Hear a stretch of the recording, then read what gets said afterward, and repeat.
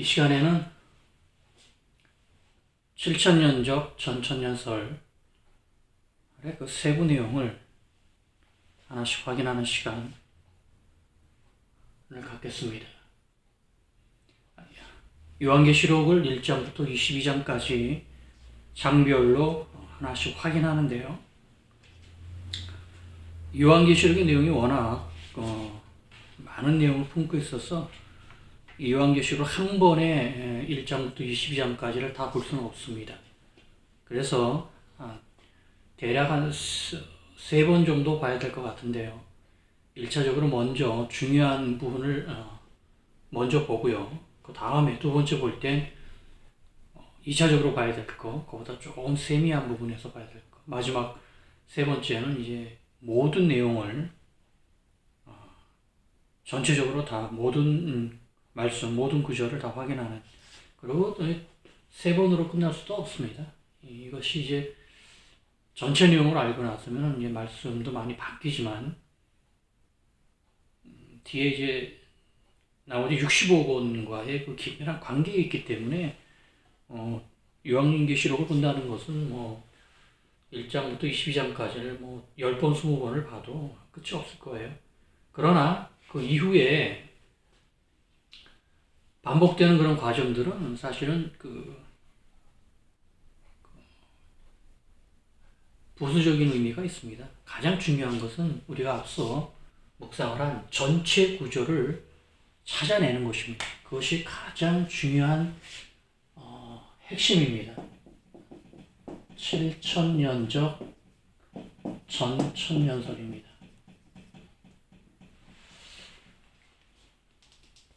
자, 우리는 종말의 비밀에서요, 이제 대략 한 10가지 정도의 주제 중에 두 번째 주제죠. 예.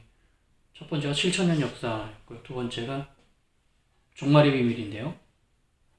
에서 전체적으로 앞서 순서를 말씀드린 것처럼 그 순서에 의해서 일단 오류, 많은 의문을 갖고 있는 기존의 해석들을 먼저 본 다음에, 그러면 이렇게 문제제기가 되고 의문이 됐던 것을 모두 피해가는 그러한 요한계시록 해석은 없느냐. 그래서 그걸 7천년적 전천년설이 바로 그 해석이다라고 제가 말씀을 드리면서 그 단계까지 왔고요.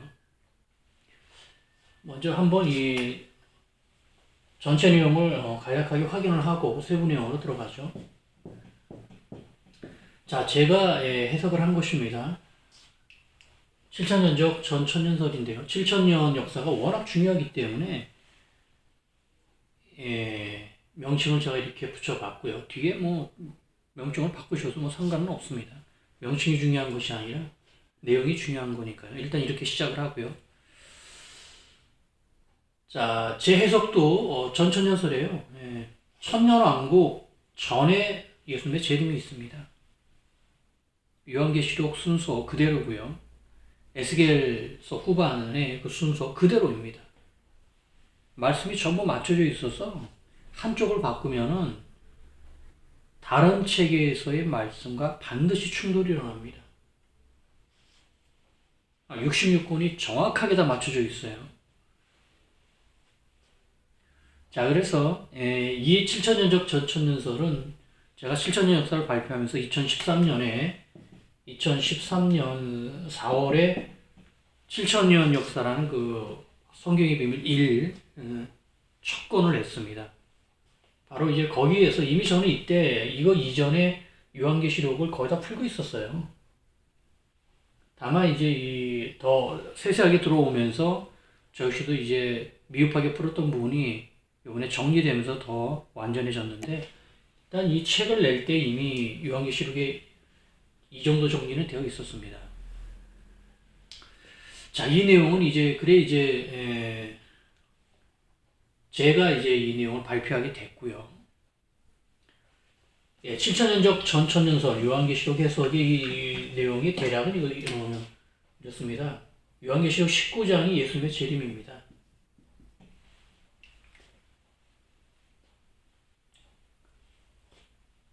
그리고 이 예수님의 재림은 한 번이에요. 환난 전에도 없고 환난 중에도 없고 환란 끝에 사실 재림으로 끝나는 거죠, 환란이. 그리고 곧 재림으로 천년왕국이 시작되는 것입니다. 요한계시록 19장 후반절이죠. 후반 내용이 예수님의 재림이고요. 휴거는 이때 한 번만 발생합니다. 이런 데 없어요. 재림 때 휴거가 발생합니다. 그리고 교회는 물론이고 인류 전체가 7년 대한난을 통과합니다. 그 이제 세세한 내용을 요한계시록 1장부터 22장까지 묵상하면서 인류가 어떻게, 교회가 어떻게 7년 대한난을 통과하는지를 간담히 선언하도록 묵상을 할 것입니다. 성령 하나님께서 그 모든 내용을 이미 다 알리셨어요. 인류의 모든 역사는 하나님의 계획하에 조금의 오차도 없이 진행되고 있을 뿐입니다. 자, 7장에서 인을 받는 14만 4천이라는 이 인침받은 자들은 유대인입니다. 유대인에서의 구원이에요. 이들이 바로 유대인에서의 드디어 구원이 이루어지는 그러한 역사입니다. 천년왕국에서의 왕노릇은요, 이 7년 대한난을 겪고 나서의 승리자만이 왕노릇을 합니다. 그 앞에 교회사의 승리자나 구약시대의 승리자는 아무리 뛰어나다 해도 왕노릇을 못합니다. 물론 아주 극소수의 예외는 있습니다. 12사도나 이런 극소수의 예외는 있지만 거의 모든 구원자, 구약이든 신약이든 모든 구원자는 천년왕국 때문에 왕노릇을 하지 못하고요. 심판 후에 새 예루살렘에서 그들은 왕노릇을 합니다. 이 해석은 지금까지 나온 그 요한계시록 해석 중에 천년왕국에서 왕노릇하는 조건 중에 가장 엄격합니다. 이런 엄격함으로 인해서 이 7년 대한난이 시작되는 때에 그때 한 살이 됐던 100세가 됐던 이 안에 들어온 그 영혼들은 영광의 세대예요. 그들에게만 천년왕국의 왕노릇의 영광의 기회가 부여됩니다. 그 앞에는 아무리 뛰어난 영성가라 해도 말씀에 신약 성경에 들어간 12사도 정도 외에는 못 들어가요. 그러니 특별하게 언급이 있기 때문에 그래도 포함이 되는 것이지, 그 외에 초대교회의 중요한 사역자들도 들어갈 수 있느냐는 건 그건 알 수 없습니다. 그들도 분명해요. 그 정도로 영광이라는 것이죠. 이게 7년 대한난을 겪는다는 것이, 그 7년 대한난 안에서 하나님의 말씀을 증언하고 예수 그리스도 이름을 증언하면서 승리하는, 순교하는 그 영혼들의 영광을 이렇게 부어주신다는 겁니다. 그래 틀린 거예요. 지금 이 구약시대의 승리와 교회사의 승리와 7년 대한난의 승리는 의미가 다릅니다. 아주 특별한 의미를 주신 거예요.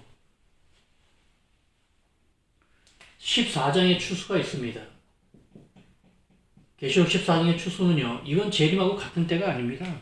이건 시점이 반드시 갈라져 있어야 돼요. 이제 본문 들어가서 한 장 한 장 보면서 이 사실들에 대해서 아주 구체적으로 내용을 묵상을 할 텐데요. 절대 추수와 재림은 같을 수 없습니다. 그러면 큰일 나요. 다 무너집니다. 그래서 사도 요한도 굉장한 거리를 두고 나누는 거예요. 14장, 19장으로 도저히 같은 시점이 아니라는 것을 명확하게 하기 위해서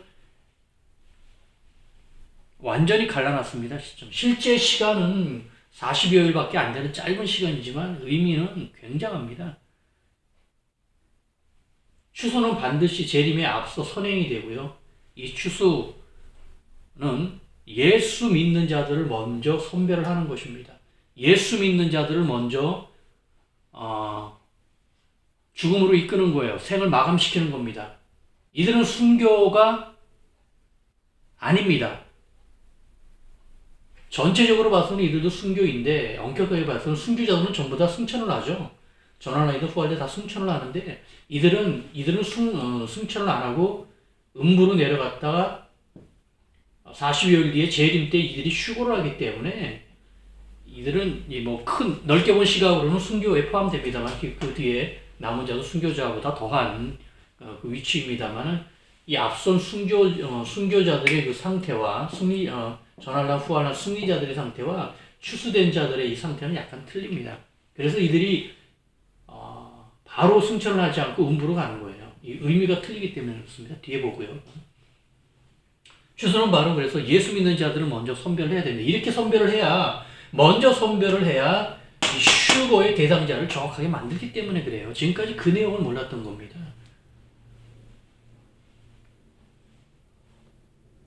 장 안으로 들어와서 세세하게 보기로 하고요. 이 7천년적 전천년설 이 해석은요, 이 명칭에도 제가 이 7천이라는 것을 아주 크게 강조를 했습니다만, 7천년 역사와 7천년 앞서 첫 책으로 발표한, 첫 주제로 발표한 7천년 역사와 완벽하게 일치합니다. 너무나 당연한 거죠. 이것이 진리라면은, 또 맞게 해석이 됐다고 하면은, 그 어떤 주제를 모아놔도 동일해야 됩니다. 오차가 발생하면 절대 안 돼요. 그러면 진리가 안 됩니다. 그 순간. 그게 무서운 거예요. 그게 성경의 무서운 면이면서, 또 놀라운 면이면서 감사한 면이에요. 정말 하나님다운 역사입니다. 종말론이라는 주제의 그 결론과 7천년이라는 그 시간의 성경이 말하는 그 성경의 역사라고 말하는 그 시간의 이 구조가 같아요. 지금까지 종말론은 다 이런 거는 다 모르고 성경에 있는 종말론에 관련된 1차적인 거 하나에만 다 집중해서 맞냐 틀리냐만 따지고 있었어요. 그 외에 그것을 검증할 만한 다른 주제의 검증 내용들이 없었습니다. 저는 그것이 지금 이거 두 가지만 있는 게 아니에요. 계속 몇 가지를 다 계속 연이어 발표할 텐데 여러분 나중에 확인해 보십시오. 한 가지에도 오차가 있느냐고요. 주제 바꿔놔도 지역으로 바꿔놔도 똑같습니다. 수로 해도 똑같아요. 성격만 창조의 그 내용만이 분화되어 있을 뿐이지 하나님의 창조는 똑같습니다. 그래도 놀라운 거예요.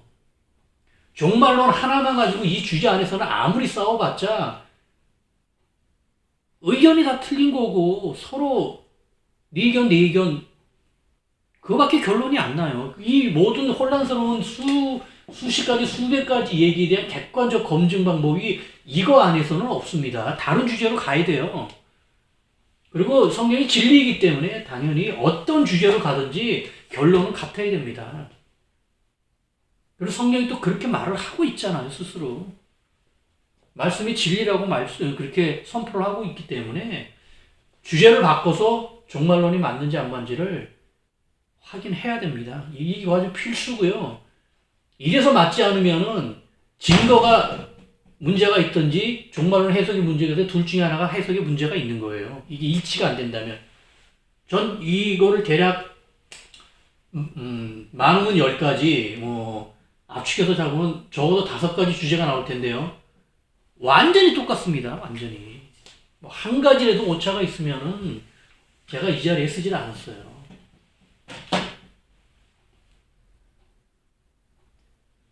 즉 이렇게 해석을 한 7천년의 전천년설의 요한계시록 일정의 해석이 7천년 역사하고 완전히 같아요. 이거 자체만으로도 검증이 되고 인정이 된다면요. 뒤집어 엎어질 일이에요. 지금 아무도 이거 꿈을 못 꿉니다. 성경이 7천년 역사 좀 된다는 것까지만 알고 있지 그 안에서 이 세세한 이거는 상상도 못했을 뿐더러 이렇게 세세히 나온 이거 안에 놀라운 그 기간에 대한 모든 것이 다 나와야 돼. 이것이 또 놀랍게 요한계시록이 말하고 있는 7년 대한난의 이 내용하고 똑같은 거예요. 이거 상상이나 했겠습니까? 이거 하나도 정리가 안 돼 있고 이거 하나도 정리가 안 돼 있는 판에 이거 두 가지가 완전히 같다니요.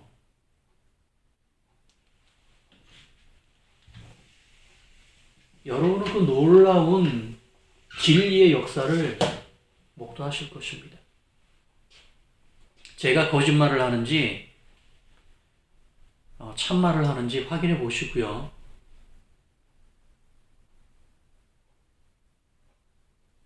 이런 정도의 완벽한 종말론을 갖고 있지 않아 가지고는 종말론을 얘기하면 안 돼요. 나중에 그것도 얘기를 하죠.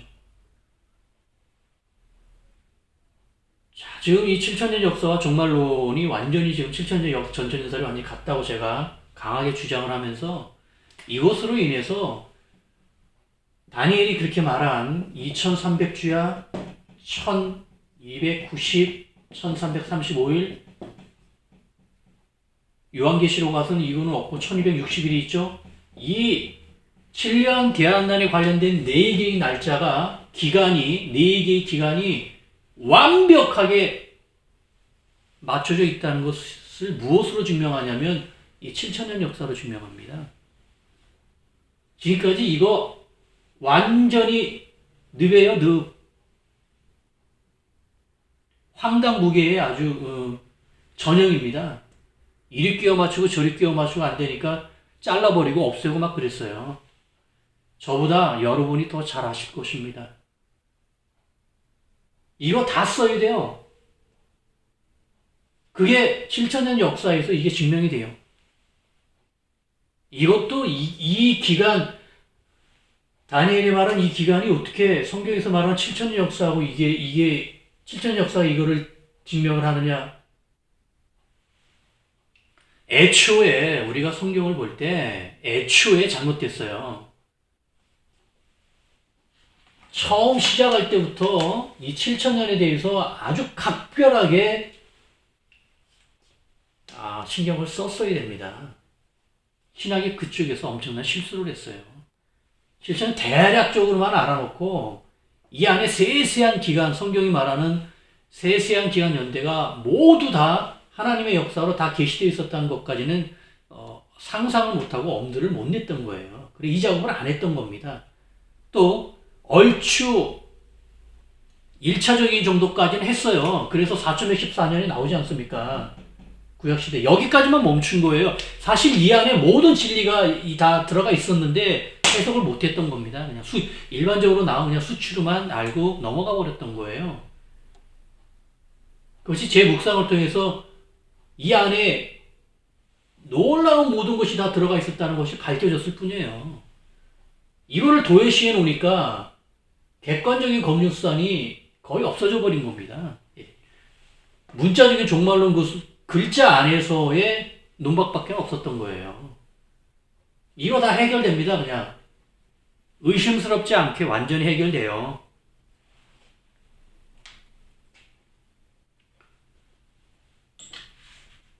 자, 7천년적 전천년설이요. 기간 하나만 지금 해결을 해도 이거 뭐 엄청난 건데 기간은 이거는 뭐 일도 아닙니다. 예. 나중에 보시고요. 자, 이렇게 되면서 이제 이 7천년 전천년설이 이렇게 완성이 돼서 전체 구조를 알렸는데 이것이 이런 정도에만 머무른 게 아니라 우리의 예상대로 짐작대로 이 구조가 성경 전체의 구조와 또 똑같습니다.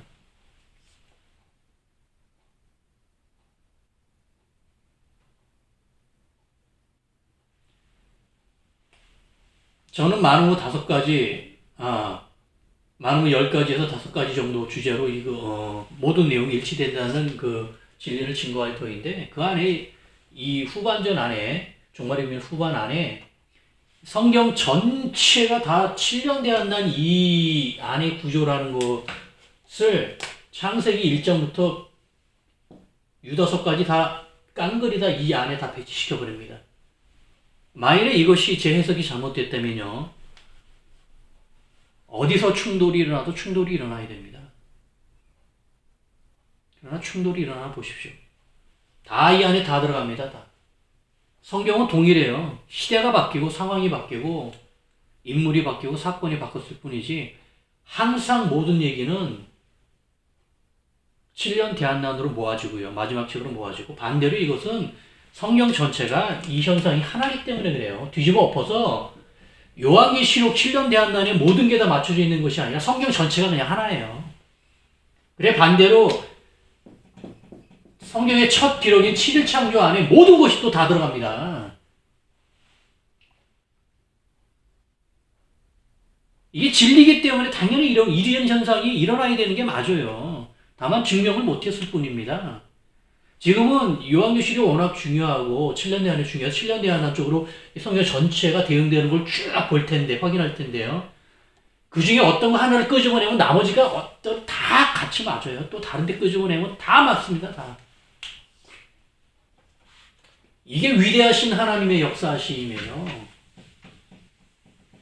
그것을 문자로 기록해 놓은 것이 성경 아닙니까? 계시해 주신 것이 성경 아니에요. 그러니 당연히 맞아야죠. 기존의 이 요한계시록 해석으로는 그거 엄두를 못 내요. 왜 여기를 후천에서 무천선을 땡겨버리면 당연히 바로 안 맞잖아요. 에스겔서하고 안 맞잖아요, 순서가. 안 맞는 거 툭툭 나오는데도 불구하고 막 억지를 부리면서 이렇게 가는데, 그런데 이 성경 전체가 다 똑같은 구조라는 거를 어떻게 증명을 하고 어떻게 얘기를 합니까? 엄두도 못 내는 거 아니에요. 그냥 대충 생각해도, 여기 이상하네, 이상하네. 이렇게 나올 정도니 깊게 묵상하면 어느 정도 나오겠어요? 줄줄이 다 안 맞는 겁니다, 그거는. 처음에 단추 하나 잘못 끼우면요, 나중에 단추 그거 수백 개 끼워봤자 다 풀어서 다시 맞춰야 돼요.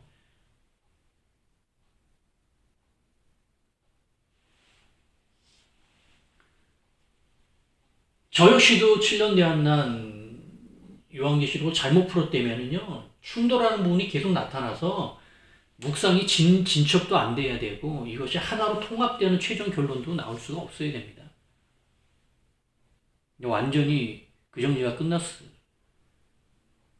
결론이 완전히 나버렸으니 기대하시고요.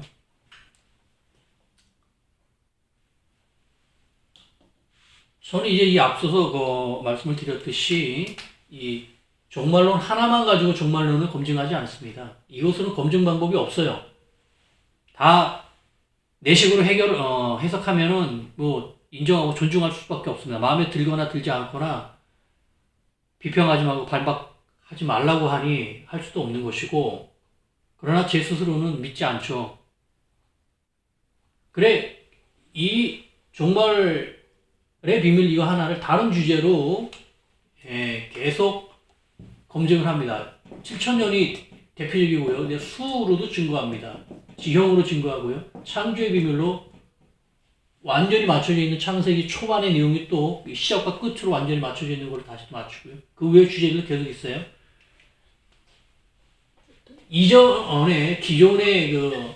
기존의 종말론은 이러한 객관적인 검증 방법이 없었고요. 진리라고 얘기하기에도 너무나 부족하여 이러한 것은 사실 엄두를 못 냈습니다. 왜냐하면 그 해석 자체가 완전하지 않기 때문에 그렇게 하고 싶어도 시도를 하죠. 왜 안 하겠어요? 해도 조금 하다 보면 막히거든요. 하다 보면 충돌이 일어나거든요. 그러면은 감히 그거를 바꿀 수는 없습니다. 내가 맞는데 왜 네가 나한테 부딪혀 하고 그걸 밀 수는 없어요. 자기한테 나한테 문제가 있구나 하고 돌아올 수밖에 없는데, 그 얘기는 결국 요한계시록에서 잘못했다는 얘기잖아요.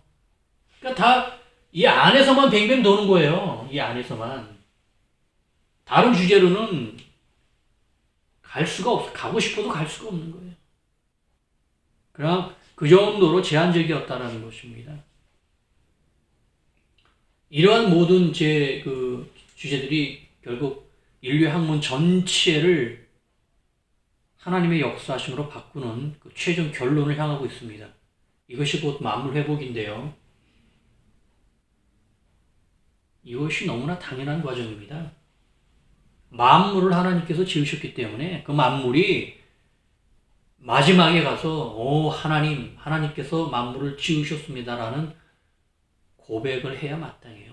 지금 세상의 학문은 그 많은 만물을 분야별로 나누어서 연구하고 진리를 찾는다고 하지만 그 진리의 결론인 하나님을 만나지 못하고 있습니다. 제 모든 주제의 최종 결론이 그 만물 회복이에요. 만물 회복은 인류의 학문 전체가 하나님을 시인하는 것입니다.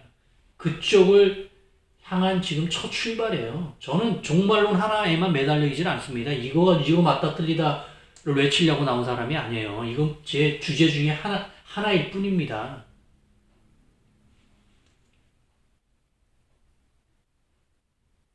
제 목적은 만물 회복이에요. 그 만물 회복이 곧 예수님의 재림 준비입니다. 이거 하지 않고 종말론 하나로만 맞다 틀리다 백날 해보십시오. 진흙탕에 혼미만 남아있지 아무 덕이 안 되고 아무 결론도 안 나오고 아무 은혜도 없습니다. 혼돈만 있어요, 이 안에서. 그런 상태에서 예수님의 재림을 준비한다고요? 그것 자체가 진리가 아니죠. 그것이 진리라면은 그 진리는 정말 이상하면서 마음에 들지 않는 진리일 것입니다. 진리답지 않은 진리겠죠. 예수님의 재림 후에 천년왕국이 있습니다. 그래서 전천년설이고요. 그 후에 이 천년왕국 후에요. 끝에 이때 공마국 전쟁이 있습니다. 그리고 마지막 쉼 보좌의 심판이 있죠. 예수님의 심판이 그 다음에 있습니다. 이 공마국 전쟁은 아마겟돈 전쟁하고 같지 않아요. 완전히 다른 전쟁입니다. 이것도 장으로 들어가서 세세하게 보죠. 그래 심판 뒤에 드디어 새 예루살렘이라는 영의 천국이 임하면서 성경의 모든 것이 최종적으로 끝납니다. 창조에서 시작된 그 위대하신 하나님의 역사하심이 드디어 예수님의 영광의 재림을 거쳐서 천년왕국이라는 굉장히 설명하기 힘든 중간 단계 점이지대를 넘어서 마지막에 대심판을 거쳐서 드디어 완전한 7천년 역사 심판이 이게 정확하게 7천년이 되는 그 해에 딱 벌어집니다. 성경이 말하는 이 기간은 경악할 시간이에요. 인간의 머리에서 나온 시간이 아닙니다.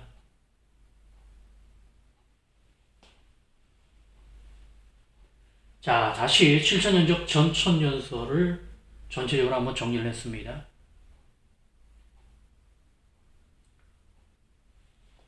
사도 요한의 이 기록은 정말 그 의미가 깊고요.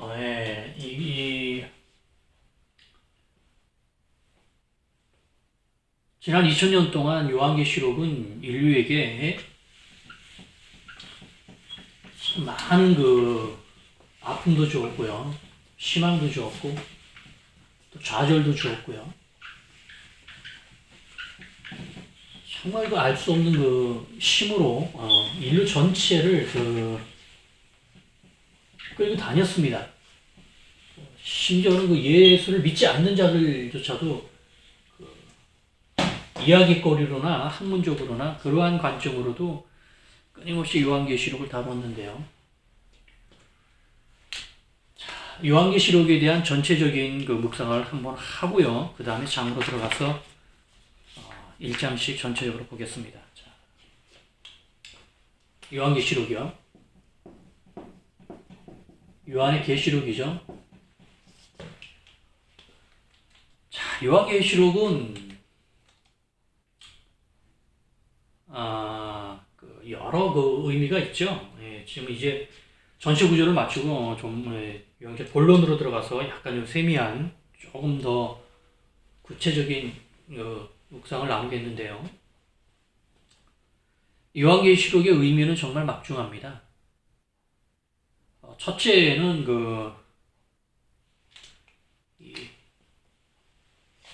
마지막 책이라는 것입니다. 요한계시록은요, 성경이 마지막 책이에요. 성경이 총 66권인데, 구약이 39권이죠. 신약이 27권입니다. 그 27권 중에 마지막 책이에요. 여기서 27번째 책입니다. 창세부터 따지면은 66권째 책이에요. 마지막 책이에요. 그래, 마지막 책의 의미는 신약을 마무리하는 책이겠죠. 그리고 또 성경 전체를 마무리하는 책이어서 시작하는 책인 창세기보다 더 중요합니다. 그 참 막중한 책을 그 사도 요한 12제자 12사도 중에 유일하게 순교를 하지 않고 장수를 하는 사도 요한이 기록을 하는데요. 이 내용은 사도 요한이 사실 기록할 수 없는 내용입니다. 요한복음과 요한 1, 2, 3서를 봐도 사도 요한은 이런 글을 쓴 사람이 아니에요. 왜 이렇게 글이 됐는지도 뒤에 묵상을 할 텐데, 일단 이 마지막 책이 되면서 마지막 책이 되면서 어쩔 수 없이 종교를 지어야 됩니다, 이제. 그래, 종교를 지어야 되니까 당연히 종말이 주제가 될 수밖에 없는 그런 상황이 됐어요. 더욱이 이 마지막 책은 지어진 시점이요. 구약 같은 경우는 대략 1000년 정도의 기록 시기가 걸렸습니다. 출애굽하면서 이제 모세가 기록을 해서 남유다 멸망하고 마지막 400년에 말라기 추방과 귀환 뒤에 말라기까지 대략 1000년 동안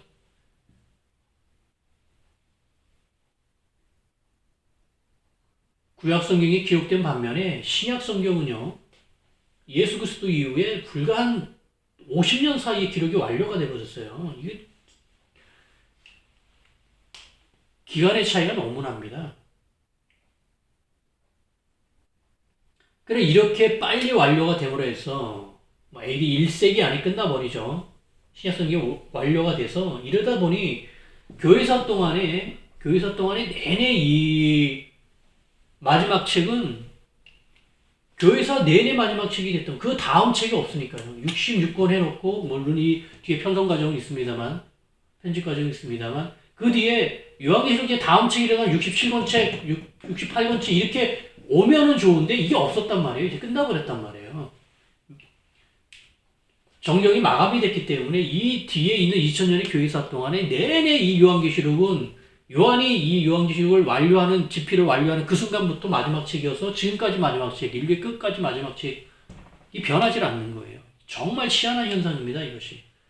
너무나 당연해서 별거 아닌 것처럼 생각하는데 이게 완전히 하나님의 역사예요. 교회사 전체를 그냥 동일하게 놔버립니다, 그냥. 구약 성경처럼 신약 성경이 대략 50년은 좀 그렇고 500년 동안에 기록된다든가 이렇게 됐다고 하면 이런 상황이 벌어지질 않는데 12사도의 그 생애 안에 기록이 끝나기 때문에 마지막 책의 의미가 교회사 전체를 동일하게 만들어버려요. 그래, 이 마지막 책의 의미는 굉장히 중요합니다. 명확하게 종말을 얘기할 뿐더러 이로 인해서 이제 우리한테도 이 책이 가장 중요하게 되었죠.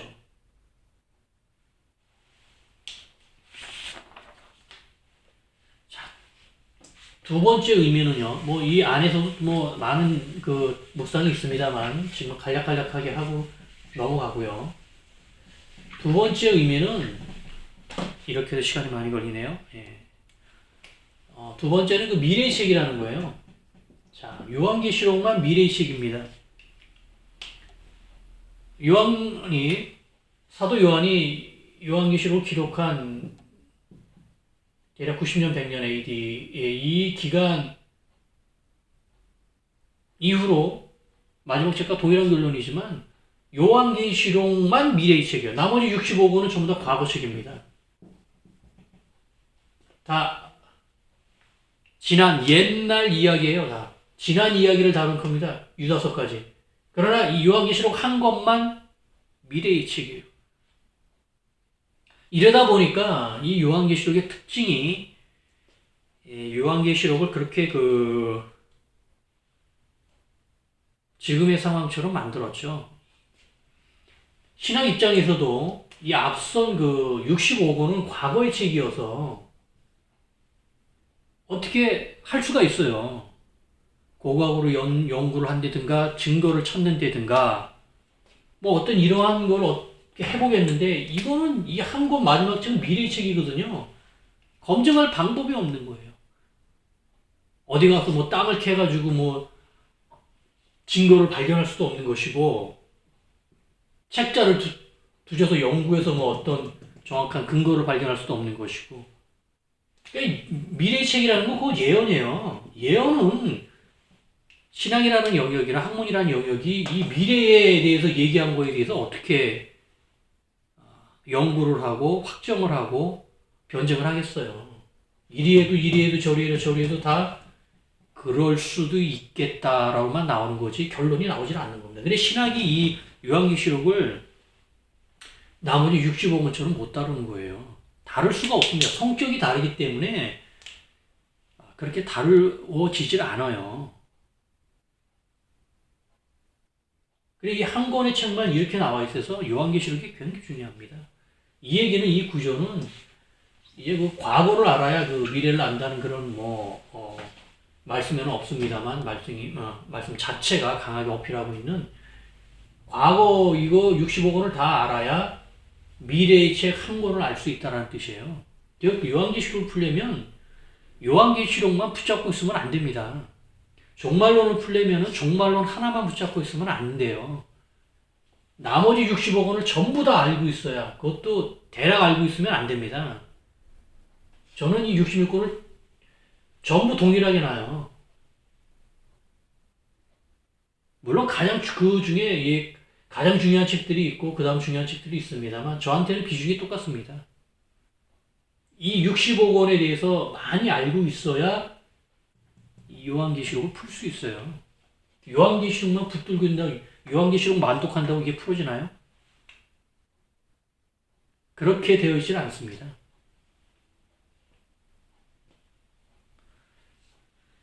미래의 책, 유일한 미래의 책, 66권 중에 단 한 권 미래의 책은 이 책은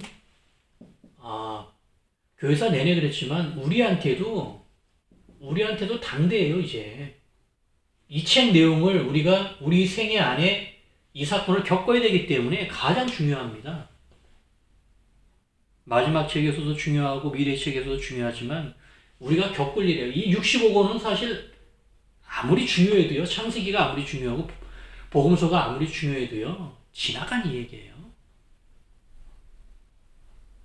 아무리 중요해도 그러나 요한계시록은 우리가 겪을 일입니다.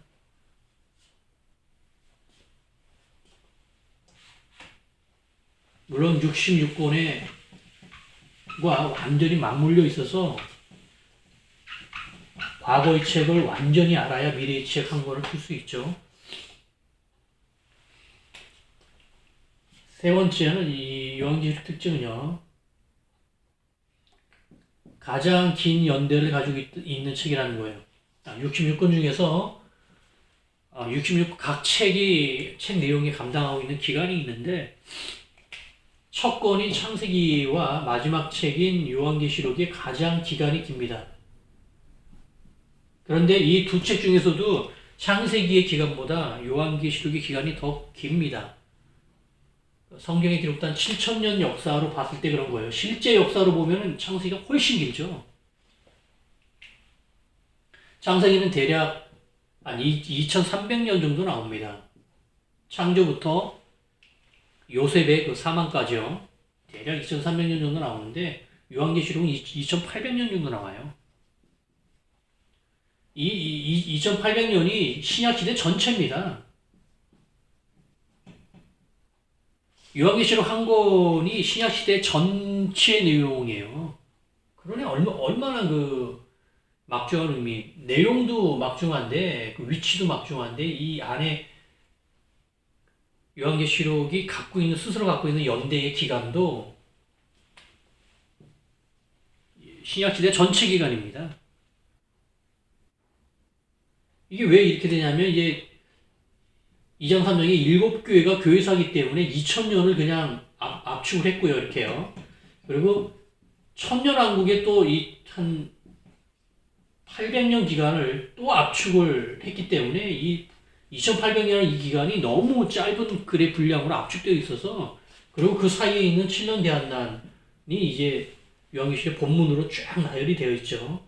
이 전후로 7년 대한난 전후로의 그 3000년에 가까운 2800년의 기간이 짧은 걸로 압축이 돼서 요한계시록 전체 기간이 글의 분량은 많지 않습니다만 가장 긴, 창세기보다도 더 긴 분량 기간을 담고 있는 거예요. 이 얘기는 요한계시록이 창세기보다 더 중요하다는 뜻을 암암리에 알리고 있는 것이죠. 자, 이것도 뒤에 가서 7000년 역사와 이런 부분에서 세세하게 내용을 보기로 하고요. 자, 네 번째는요. 요한계시록의 특징은 기록이 가장 어려운 책이라는 것입니다. 요한계시록은 기록이 가장 어려운 책이에요. 앞서 말씀드렸지만 사도 요한이 도저히 기록할 수 없는 책입니다. 왜 그러냐면 앞서 65권의 과거의 책과 66번째의 미래의 책 한 권이죠. 이 마지막 책이 한 권은 이 65권과 다 맞아야 돼요. 이게 하나씩 다 맞아야 됩니다. 다 맞아야 돼요. 한 군데서라도 안 맞으면 안 돼요. 그러니 얼마나 힘들겠어요.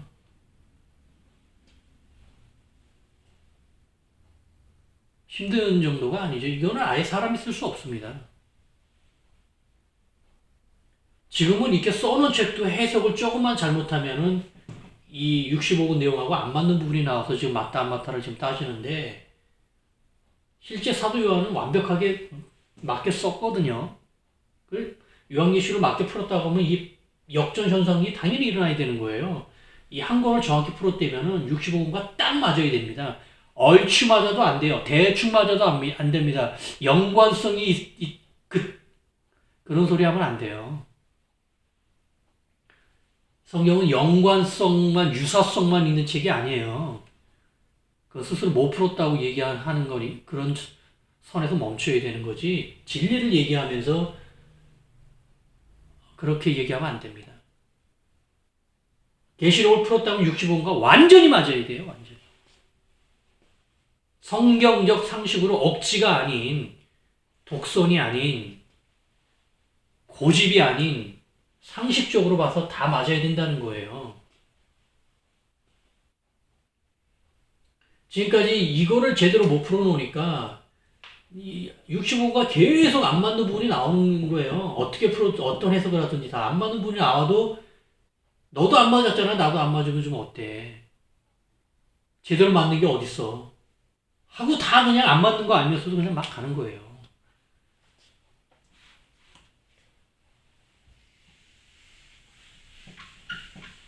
이거를 누가 진리라고 하겠습니까? 믿는 사람들이야, 예수 믿는 사람들이야 비평하지 말고 선한 말하고 하라고 해서 굳이 점잖게 마음으로만 알고 뒷짐지고 싶지만, 불신자들한테는 우리가 믿는 진리가 이래요라고 얘기하면은 불신자들이 뭐라고 말하겠어요? 내 눈에는 아무리 설명드려도 진리 같지가 않다. 니들이나 열심히 믿어라.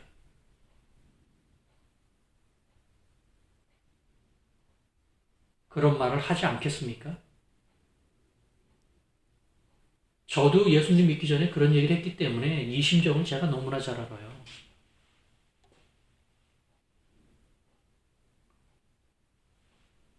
지금까지 내내 기록이 워낙 힘들게 65권에 다 맞춰져 있기, 이 정교하게 맞춰져 완성을 한 요한계시록인데 이거를 못 풀어서 그냥 이 안에다가 막 이리 저리 막 엄청난 그 쓰레기 더미를 쌓아놓은 거예요. 신학이라는 것이 지금 글을 쌓아놨던 겁니다. 신학의 장점도 있고 역할도 있고 기능도 있고 업적도 있습니다만 역기능도 굉장히 많습니다.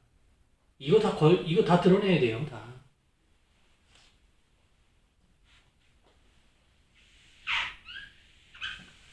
이거 드러내는 게 사실 요한계시록 본문 있는 것보다 훨씬 어렵습니다. 시간도 훨씬 많이 걸리고요.